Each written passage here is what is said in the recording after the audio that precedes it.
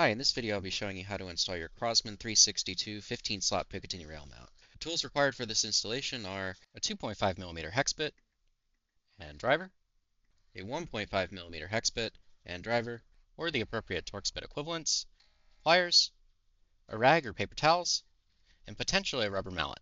You also might want to consider a benchy for moral support. I have the requisite tools in the Crosman 362 here on the table, and the first step will be to make sure that the 362 air rifle is unloaded. So we'll check the chamber to make sure it's empty. Then we'll pull the trigger to drop the plunger with the air rifle pointed in a safe direction, in this case towards a concrete wall, and then we're ready to begin. First step is to remove the front sight post from the air rifle. This can be done just by pulling it off, though you might need a rag or some paper towels to help get a better grip, using a pair of pliers to grab onto it.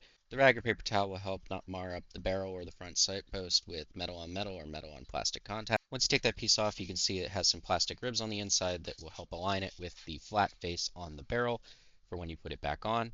And again, it just friction fits right on there. There's no fasteners. The next step is going to be to remove the 1.5mm hex key set screw from the top of the barrel band.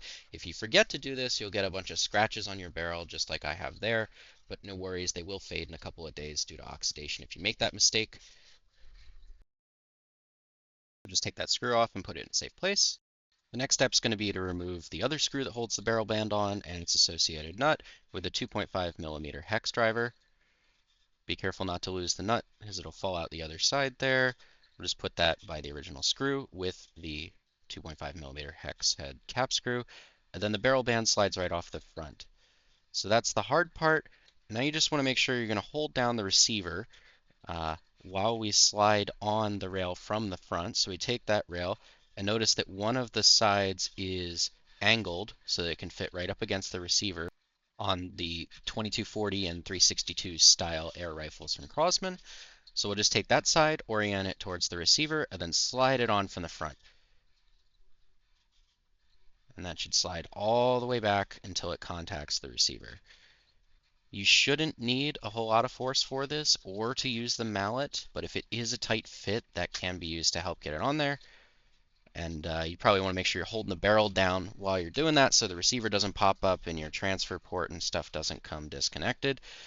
So just apply a little bit of pressure there while you slide the barrel band back on, insert the hex nuts, and then the cap screw, and tighten that back up with a 2.5mm hex head driver, and then reinstall the 1.5mm hex head set screw on the top of the barrel band.